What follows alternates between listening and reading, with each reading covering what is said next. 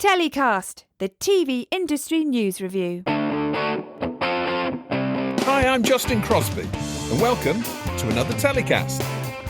On this week's show, I'm chatting with Alex Segal, Managing Director at leading talent agency Intertalent, about the art of the deal and the life of the agent. Plus, we get to hear Alex's story of the week, his hero of the week, and who or what he wants to get in the bin. It's coming right up on this week's TellyCast. My guest this week is Managing Director of talent agency Intertalent, Alex Segal. How are you doing? I'm good, Justin. How are you?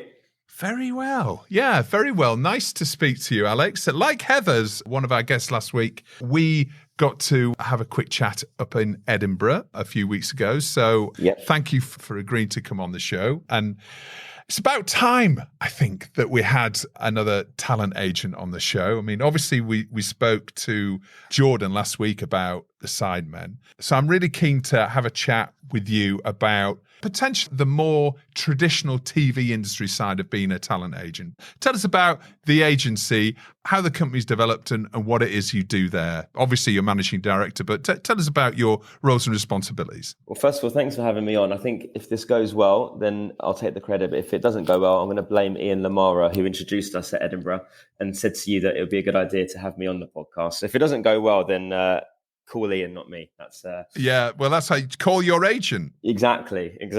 Yeah, so Intertalent, we're 31 years old, which is a crazy amount of time for an independent talent agency. And, you know, most businesses definitely don't run that long. So we feel very proud as to where we've got to and how we've got here. So, but I would say that we're kind of in a bit of a new chapter for Intertalent since probably COVID. I think we went into COVID as one company and we've come out as a completely different company.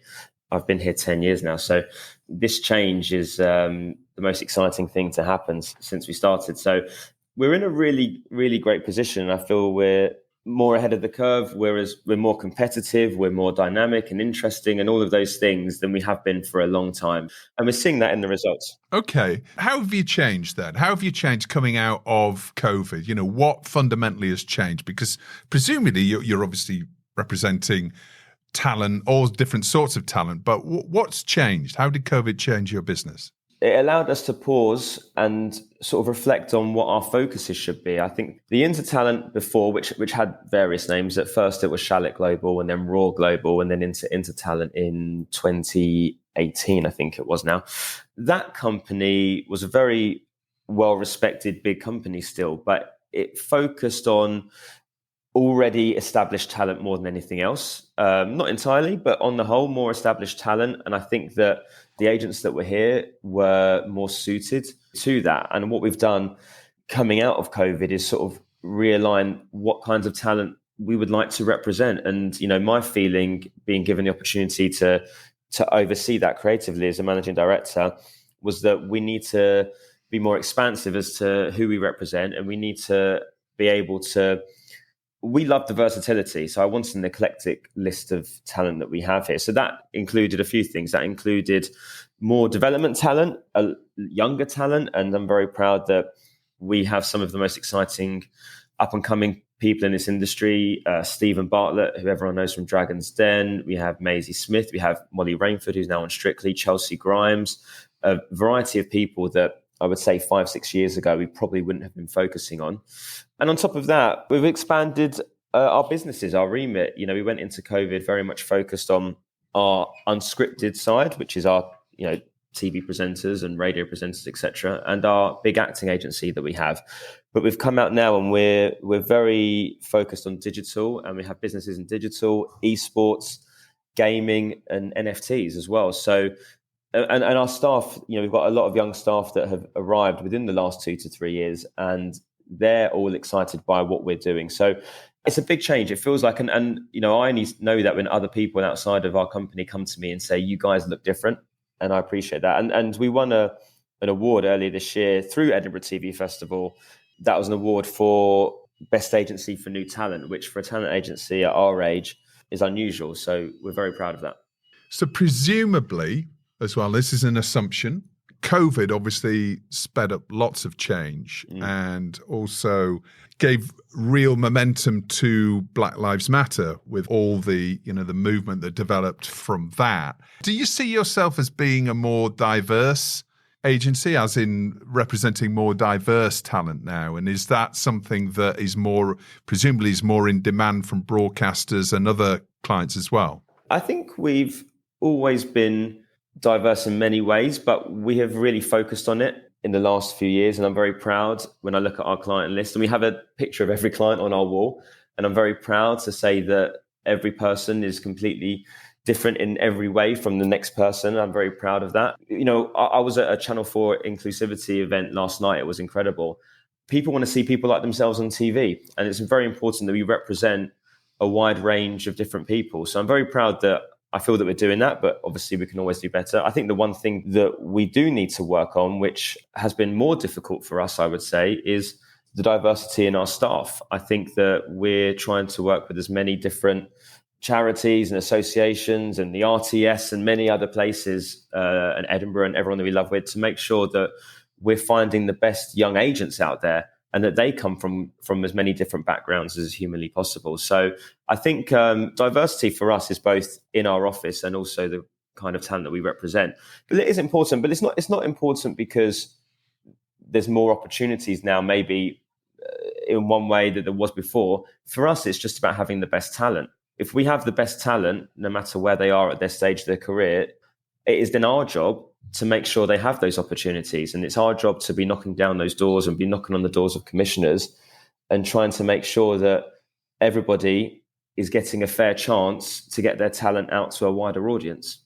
That raises an interesting point as well when it comes to the role of an agent, in my mind. So obviously, in my mind, the role of an agent is to represent talent, open up opportunities for your clients, obviously drive the best commercial deals possible for your clients as well.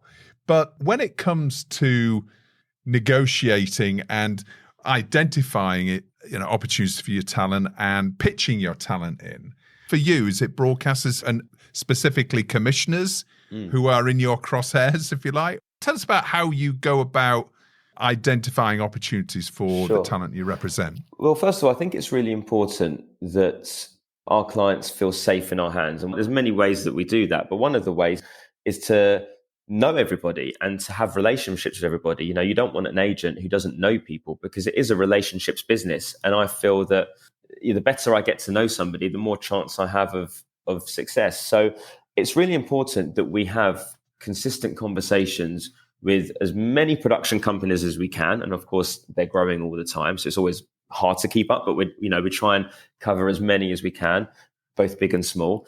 And commissioners, especially, it's really important that our clients know that we can talk to those people. And above that, going to the Charlotte Moores and the Ian Katzes and the Kevin Ligos of this world. So I think that for us, we can safely say to our clients, we know those people. And even if we don't get the answer that we want, we know we can have that conversation. That's the key thing. When it comes to television, we can't always give ourselves the job, but we can make sure we're in the room. And I think that's important. So for us, it's all about relationships. And for me, it's about making sure that we're having constant conversations. Realistically, production companies are key because they know how to pitch in, they know how to do their jobs better than we do. So in an ideal world, the production company and ourselves are really working towards whatever project we're working towards.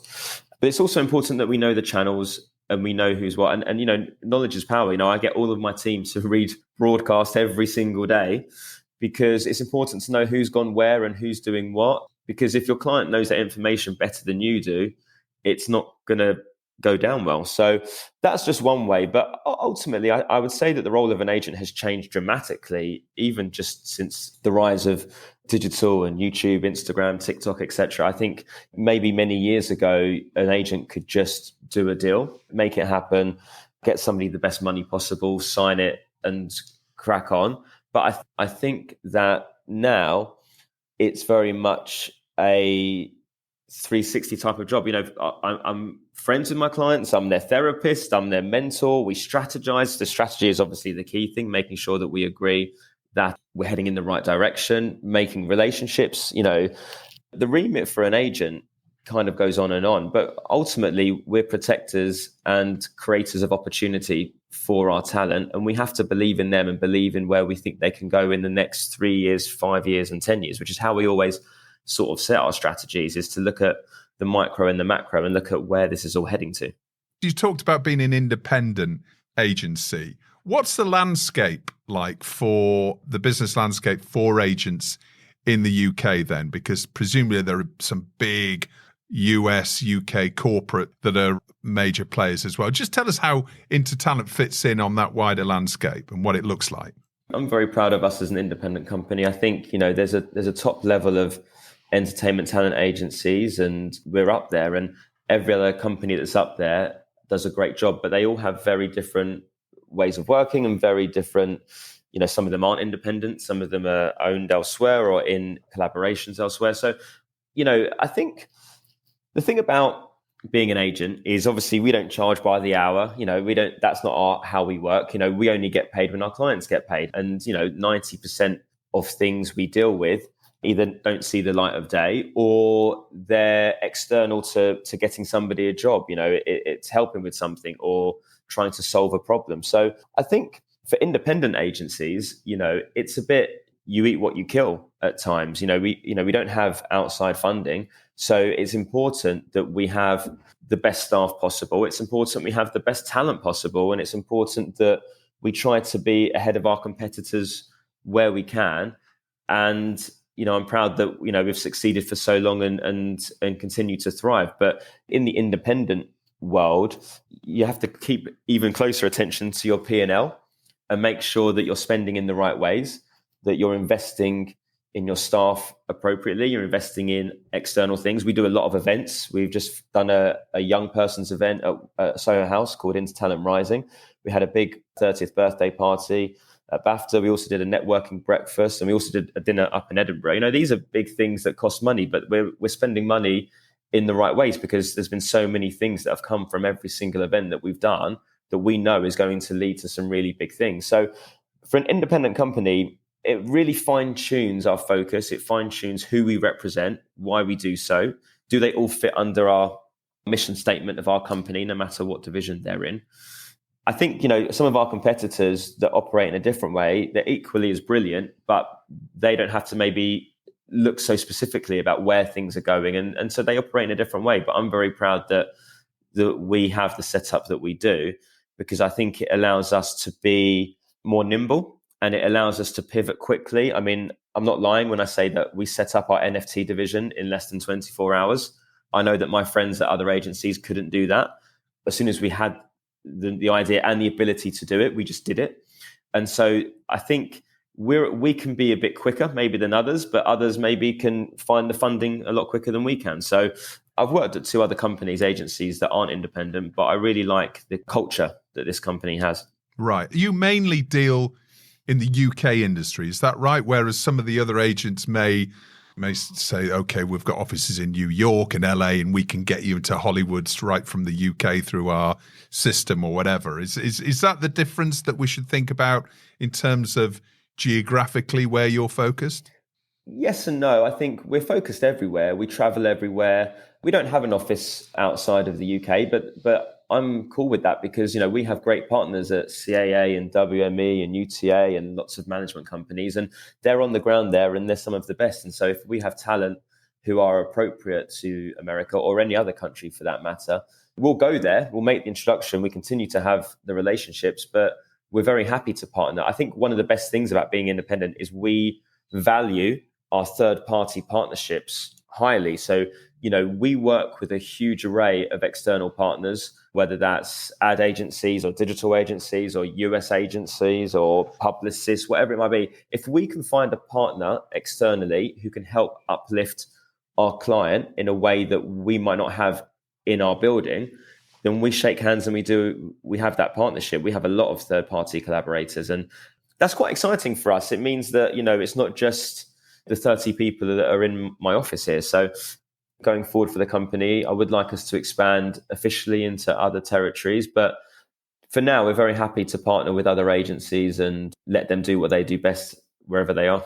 Okay. Give us an idea of what your typical day looks like. For me personally, it's mixed because I'm the MD of the whole group, but I'm also still a very active agent with a lot of clients. So it's always going to be mixed between doing whatever I have to do as part of my MD responsibilities, all the fun spreadsheets and meetings that you do and all of those things. But I spend most of my day focusing on my talent, whether that's reactive stuff, whether that's that they've got a situation I have to deal with or as an urgent problem or we have to change things, or whether that's just the flurry of things that just naturally come in a day. And all agencies are the same. I mean, our inboxes are out of control. I mean, they are absolutely out of control. But what I try and make sure I have enough time in a day is the proactive stuff. That's the stuff that really excites us. You know, it's all well and good things coming in, and great things do come in, but nothing is better, I feel, as an agent, when you and your client together have come up with an idea, come up with an avenue that we feel that we can make it happen, and you go out and you start those conversations from within. And so I do make sure that I spend as much of my time as possible doing that proactive outreach and making sure that if I haven't spoken to that commissioner a while, that I put in a meeting, or if I pick up the phone to somebody I haven't spoken to, just making sure that we're there. So I love my days as an agent because there's no planning. What you think your day is going to be never ends up. I mean, even today already, and it's the morning, my day is totally shifted from what I was meant to be doing. And I quite love that. I love that I don't really know what's going to happen by the end of the day. It can be a bit scary. It's always a roller coaster. When you have clients, one call is great news and the next call is not so good news. And as an agent, you have to stay grounded, because if you celebrate the highs too high and if you wallow in the lows too low, your emotions as an agent are going to be all over the place. At the forefront of my mind as MD of this company is everybody's mental health and making sure everyone is okay in their day. But no, for us, day to day, you have tabs open that you have 20 things in your mind at one go. The phone's flying, the emails are flying, and it's just making sure that by the end of the day, you feel like you've outreached where you've needed to, you've got back to everyone that you need to get back to, and that all of your talent are feeling happy in whatever's going on. So I wish I could say it's A, B, and C, but it rarely is. At the heart of what you do is being a deal maker. What's the secret to striking a good deal for your clients then? The secret to striking a good deal for us is making sure that everybody leaves the table happy. Do they though? Do they really? I mean, because at the end of the day, you're trying to drive the best deal for your clients, whereas the broadcaster's like, or the producer, or together they're struggling with the budget. For sure. And you're like, well, I don't care. I just want to drive the best deal. So does everybody really always leave the table happy? No, listen, the answer is no. But I hope that the answer is yes more than it is no, because I think we also have to work with these people. So we also have to create a great show. And I also want my clients to work with these people again. I get very nervous. If I have a new talent approach me and I look at their CV and it's a long list of great jobs, but I notice that they've only worked with somebody once, I worry about that, because I'm like, why are they not? Where's the repeat business? And for me, it's more about the war, not the battle. You could win a battle, but if you leave the other side feeling frustrated, annoyed, dejected, then ultimately you have lost the war, because they're not going to want to work with you again.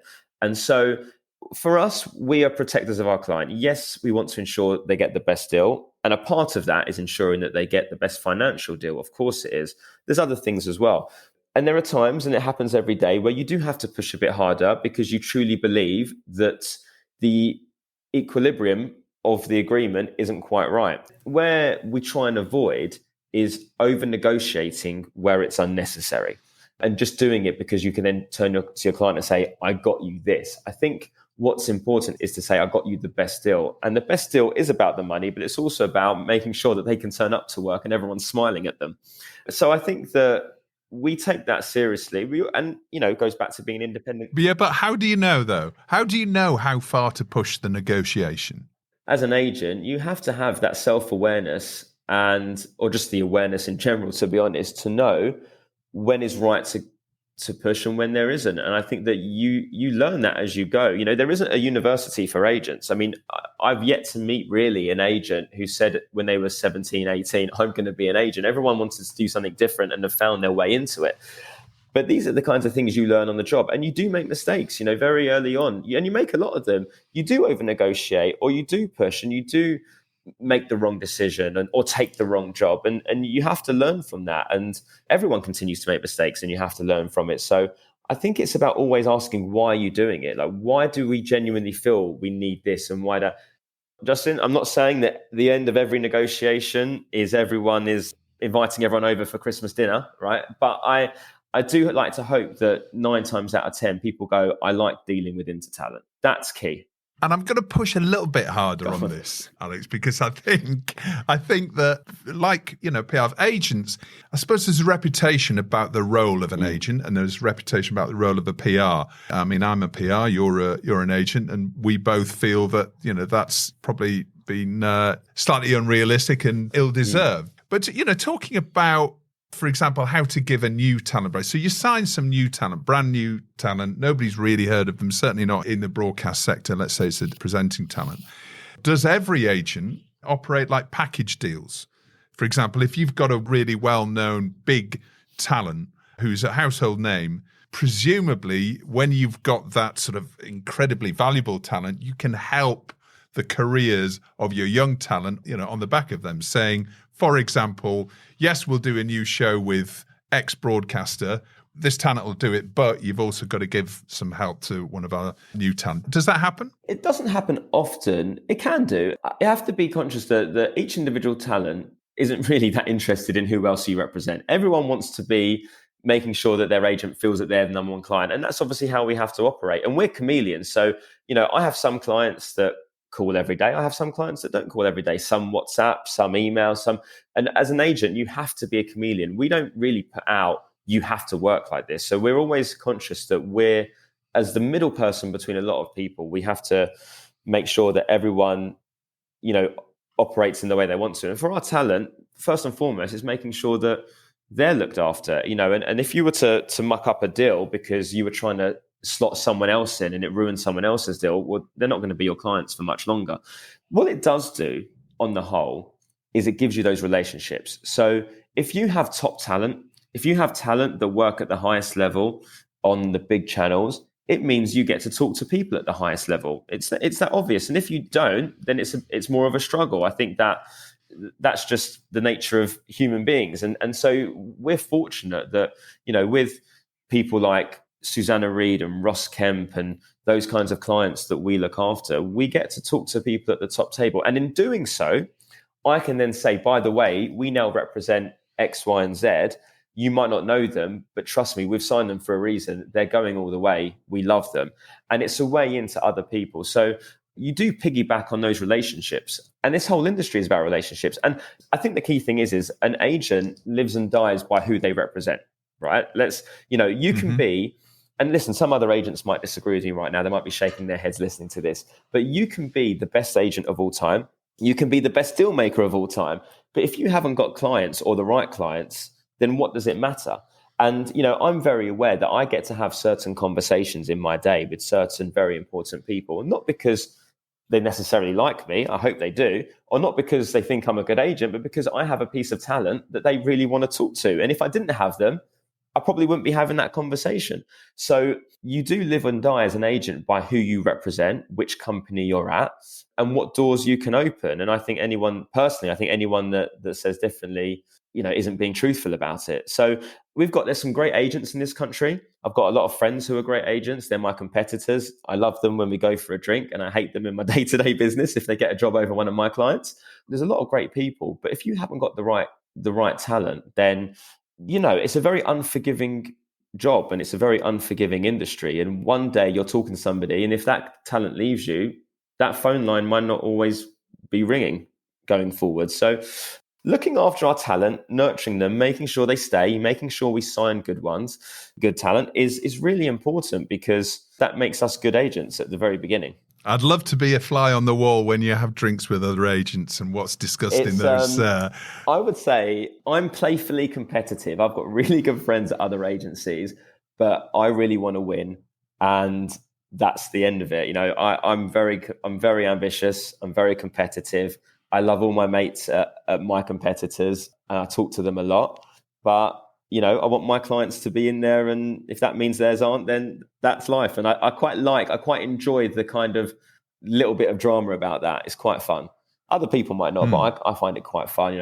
I always do it with a bit of a twinkle. And even if I'm saying something to one of them, we always do it with a smile on our face, hopefully. Let's talk about the skill set of an agent then, because you talked earlier on about you need to be a bit diplomatic, you might need to be a counsellor, you might need to be politician at times, you might need to be, that chameleon that you talked about. But without naming your client, can you give us an idea what is the most difficult situation you've ever had as an agent? Yeah, to be honest, the most difficult situation to be in is when there's a dispute and deep down you don't agree with your talent's viewpoint, because you're their protector. You have to back them. Obviously, it's your job to manage their expectations, and it is also your job to tell them when they're not being fair or they're not being realistic or they're in the wrong, right? You can't just give them an open leash and just go, yes, do what you want. I think if you feel that your talent hasn't conducted themselves properly, it's also your responsibility to have a bit of a serious and tough conversation. Without going into specific details of any particular people or incidents, I think one of the hardest things is when you fundamentally don't agree with something they've said or their viewpoint or what they're thinking, because you do have to back them. In a way, it's a bit like a lawyer representing somebody they know to be guilty and they're trying to obviously get them off. I think that you have to have a lot of tact and a lot of calm. I think the skill set of an agent has really transformed over the years. I mean, you have to be super creative. I think that's one of the things that creative people don't think agents are. You have to be creative. You have to know, what could be a good job to get you there, what isn't a good job. You have to know what looks good on screen. If you're going to go to set to watch something, have an opinion and try and assist and not just sit there in the corner while you're there. So, you have to be a creative. You have to be a business person. You have to know how to make money. Obviously, an agent who doesn't know how to make money, that's not a good starting point. You have to have good people skills. You have to talk to a lot of people, lots of difficult people, lots of different people, and you have to be able to not only manage those, but also become friends with those.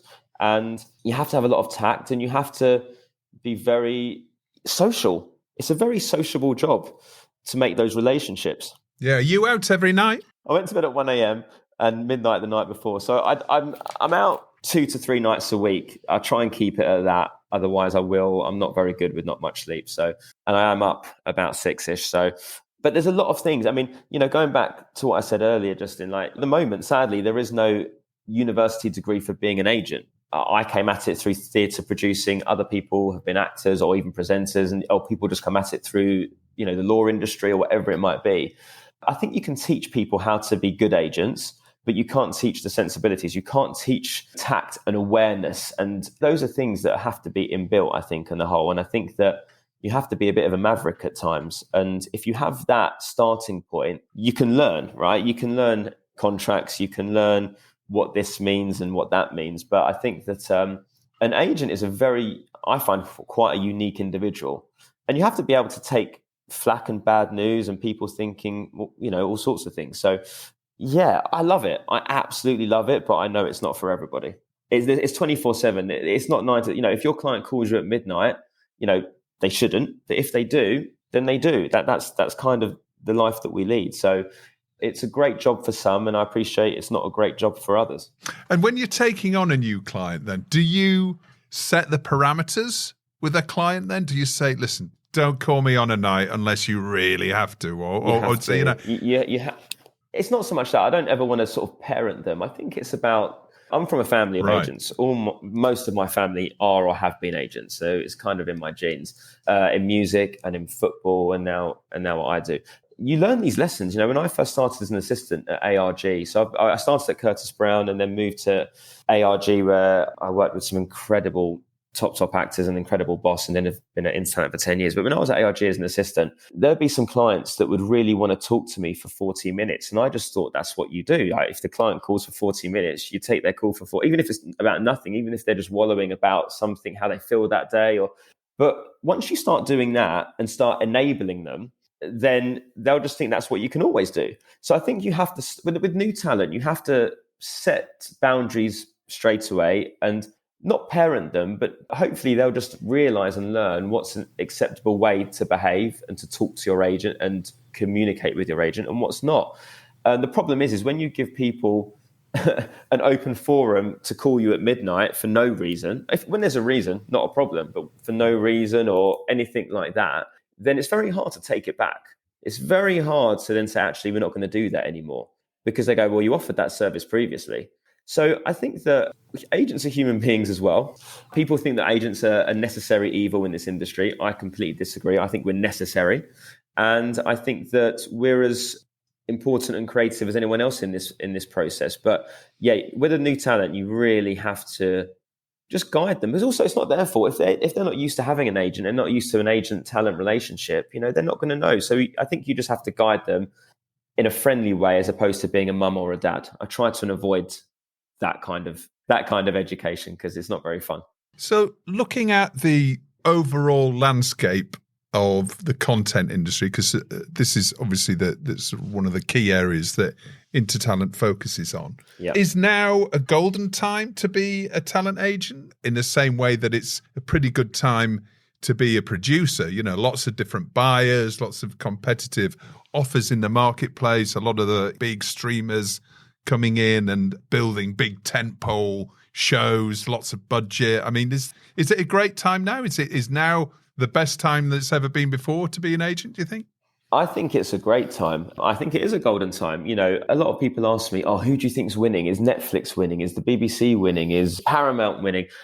People's views on what winning actually means is completely different. And if you talk to each channel, they all say that they're winning. So, which I'm happy to hear. But, the metrics on what constitutes as winning, mine might differ from yours. But for me, it is. I mean, look, we're not just in TV, across the whole entertainment industry, specifically in digital.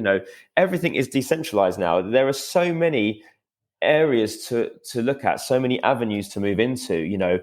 We have to obviously know what our buyers want, the channels, the networks, the platforms. We have to make sure we're pitching the right things to the right people, and not everyone is right for every channel. But the fact is there are more channels and networks and streamers and platforms, etc., than ever before. The digital landscape has changed everything. And so there's greater opportunity. As an agent, when someone asks me, are you concerned about, Warner Brothers and Discovery merging? Are you concerned about what's happening at Netflix?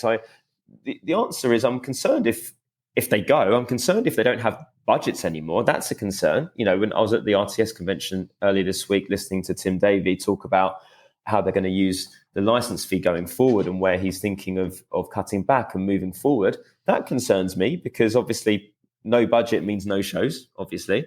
But realistically, I'm not fussed on if someone says Netflix is doing better than Apple and Apple's doing better than Netflix. For me, all of these platforms allow for greater opportunity, greater ambition, and it allows more opportunity. And also now we don't need those gatekeepers only. We love them, we do need them, but YouTube and Instagram and TikTok and everywhere else is allowing our clients to get to an audience and get to them in many different ways. And every single place has different, the finances might be different and the process might be different, but it is a golden time. I'm concerned about what's happening in this country. I'm concerned about, a potential recession. I'm concerned about all of those things, because ultimately, if things go the way we hope they don't go, that will affect this whole entire industry.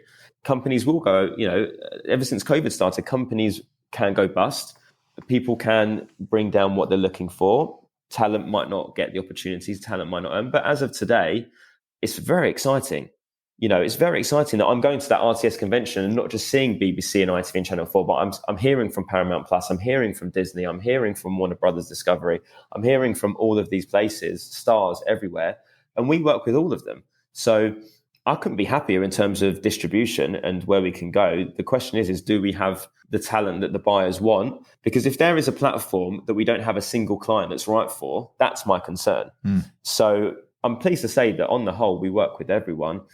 And long may it continue, but we'll see how the rest of this year and into 2023 goes, and we continue to assess.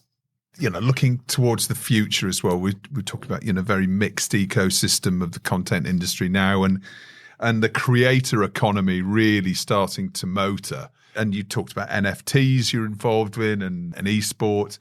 Saying in 10 years' time, if you were a betting man, where would you expect most of your clients' business to be coming from?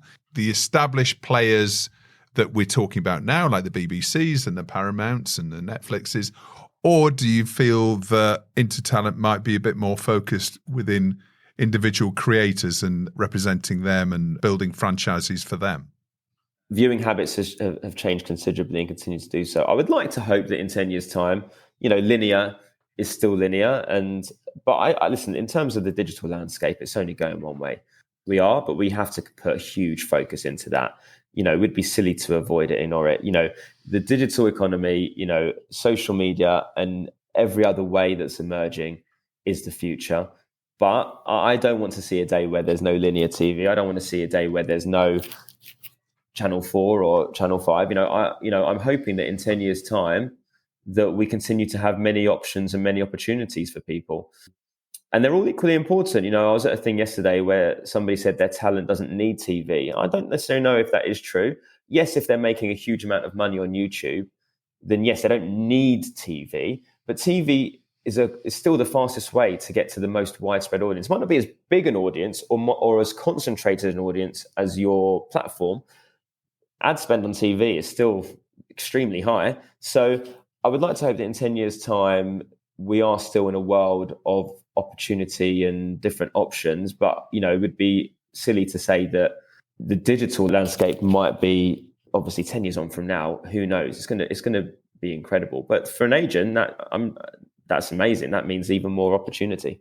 And now it's time for Story of the Week, where my guests get to nominate the TV industry story that's caught their eye in the past 7 days. Alex, what's your Story of the Week? Oh, I think there's only one Story of the Week, which is the Holly and Phil story. I think has continued to be there and hasn't quite died down as yet. So that is probably still the Story of the Week at the moment, sadly. For our listeners outside the UK, this is the Philip Schofield and Holly Willoughby story. They're daytime TV hosts on an ITV show that were seen to jump the queue at the Queen's lying in state, and been rolling on and on. Huge backlash when 250,000 people stood for up to 14 hours and queued up along the Thames to walk past the Queen lying in state. Then Holly and Phil were seen to kind of jump the queue and use their media passes to jump the queue. And whereas we've got the juxtaposition of David Beckham, who stood with everybody else and now seems a bit more of a man of the people. And so this is rumbling on. There's a move to try and get ITV to drop Holly and Phil. And what's the latest then, Alex, on this? What's the latest development in this story?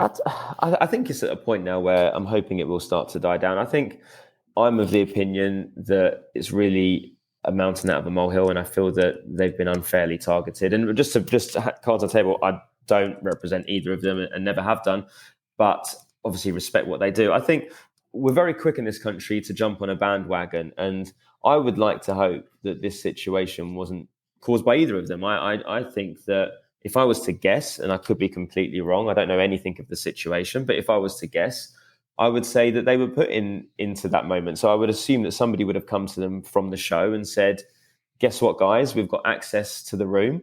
We can get in on this date at this time. How about we just do a little thing? We'll keep it low key. And, I think you two should do it rather than our usual roving reporters because of how important this is. So let's do it on this day. And I suspect Phil and Holly went, okay. And I think that to sort of lay it at their feet and say they shouldn't have done that, unless they specifically said, I want to go and I want to jump the queue, which I would like to think they didn't, I think it's disappointing and really destabilizing for everyone. I think that at the end of the day, Holly and Phil aren't going to dig out ITV because they're their employers and they've been very good to them. And I suspect that ITV aren't going to dig out Holly and Phil because they probably asked them to go. So I think that it's very hard for anyone to say anything. I think Twitter especially is a very unforgiving place at a moment like this. And I worry that, how quickly we jump on people. And I suspect that I hope it dies down because I just think that it's a bit unnecessary. Well, ITV CEO Carolyn McCall has defended them defending Holly Willoughby and Phil Schofield. And so she came out to back them to the hilt, essentially.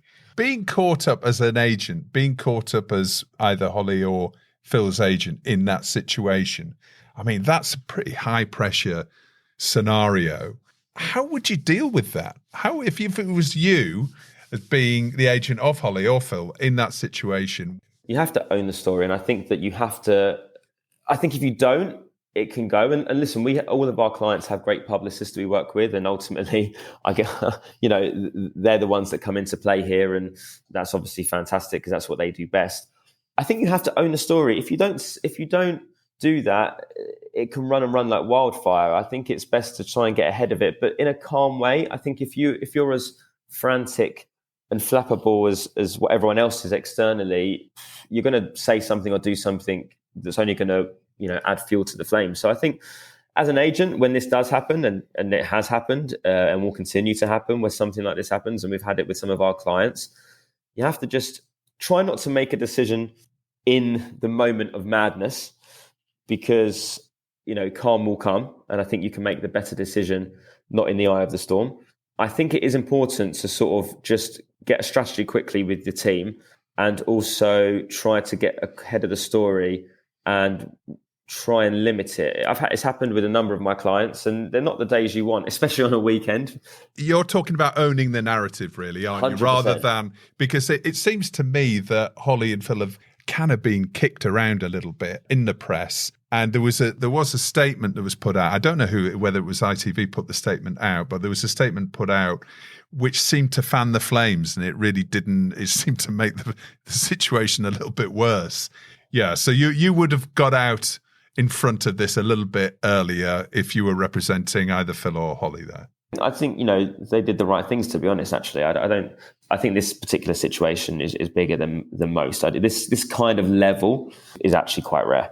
I'm hoping next week it won't be story of the week, because even if you don't represent the talent, what happens with other talent could happen to your talent, and they're represented. At least I know Phil's represented by a competitor of ours. I don't like seeing that happen, because it could be us next week, and how that happens can affect how we handle it, how it affects how they handle it next time. So I think that as an industry, I think we have to rally around each other a bit more and protect each other a bit, because it's a very open industry. I mean, all of my friends work in the city and other things, their industry and jobs and day-to-day isn't scrutinized like our clients are. Like every show we make is, we work our butts off on these shows, and then Twitter just rips it apart. It's a very exposing job to be in, not just as talent. So I think that we have to rally around each other a lot more than we probably do. And I hope that it does die down. If that isn't the case and there's a change in presenters on the show, then it's a huge opportunity for you and every other agency out there and every other major talent as well. Yeah, for sure. Listen, you can't lie about that. Of course it is. And if that happens, I'll be the first person on the phone to whoever I should be speaking to about that role. But I think it's about intention, right? I'm hoping it dies down. If the opportunity arises, that's not because me or anyone here has created that. And if there's an opportunity, we have to do best by our client, whoever that might be right for it, and try and get it. But listen, as I say, Justin, it can happen the other way around. I might have a client who loses their job next week, and I would fully expect that my competitors, friends or otherwise, will be jumping on that to get their client in. I think that it is a bit dog eat dog, and I don't think anyone shies away from that. And I think you have to embrace it. And anyone that doesn't want to embrace that aspect of agency life and all of that kind of thing, I think it's a very difficult job to be in. You have to jump on an opportunity no matter how they come. My only feeling is on this particular situation is that it doesn't come to like that. One day they will leave, and hopefully it'll be on their own terms, and that's great. If an opportunity arises beforehand, I won't lie. I'm going to try and take it. Of course I will. I think it's about intention, and it's about, dignity as well. Well, let's see how that situation develops, but it continues to rumble on. So let's see how it develops next week. And now it's time of the show for Hero of the Week and Get in the Bin. Who's your Hero of the Week, Alex? My Hero of the Week is one of my heroes every week. This has nothing to do with work, nothing to do with who I manage. I was trying to think about that, but I thought, I can't pick. I have, But my Hero of the Week is my favorite singer of all time, which is Bruce Springsteen. I'm a big Bruce Springsteen obsessive fan. And he's just announced yesterday a brand new album, his 21st studio album, and he released a single yesterday out of the blue. And for a man who's 73, I don't know how much longer I'm going to get Bruce doing what Bruce does. He's the boss for a reason. And I don't know how much longer he's going to want to do it at 73. He's going on a world tour. So anytime I get a pop-up as part of the Bruce Springsteen fan club that says new song out today, it is a very good day, Justin, for me. I tell you, I have already played this song about 15 times. So my hero of the week is Bruce at 73, still rocking, still releasing music. I'm seeing him more than once on tour next year. My bank account's not thanking me for that, but I'm just happy. All right. Well, he's got to get a big payday, though, hasn't he? His agent's got to push those ticket prices up, make sure that maybe it might be his last tour. This is a whole different topic, but they've had a lot of flack for this dynamic pricing that Live Nation and Ticketmaster are now doing, where prices of tickets fluctuate depending on demand. A bit like Uber, when there's a quiet period, Uber is cheap, and when it's busy, it's more expensive. So there's been a lot of flack directed his way in particular for this dynamic pricing. But his agent definitely has to make his commission on this one. And who or what are you telling to get in the bin, Alex?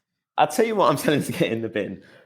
Unrealistic storylines in dramas that are trying to be realistic. Does that make sense? Mm-hmm. So I'm not going to name names, but I've watched 3 dramas in the past week on major channels that I love the actors. The acting is phenomenal. The writing's phenomenal, but the storylines are so ridiculous. It's different if it's a fantasy. It's different if it's openly trying to be something other. But oh my God, the amount of dramas, whether it's hostage or legal or prison or whatever it is, where the storylines are so unrealistic. I'm just sort of going, I just can't. If I want something that's completely unrealistic, I know where to go and watch that.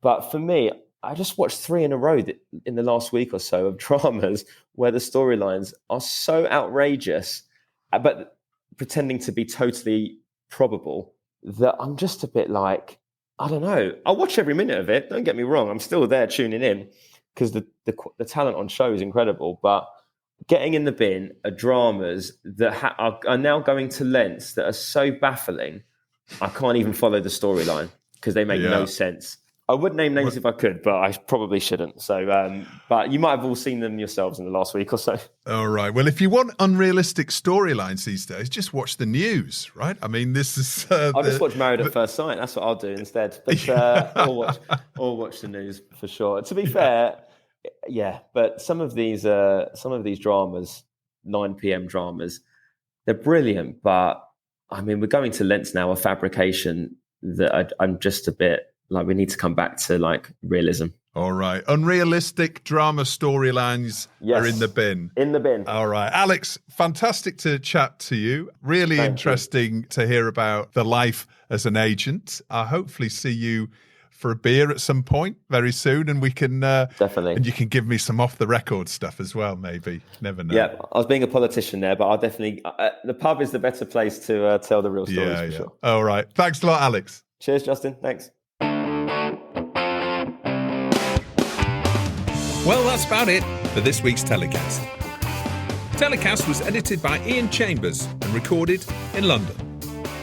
Next week, we have a MIPCOM and MIP Junior preview show as we look ahead to a busy week on the Quasset. Until then, stay safe.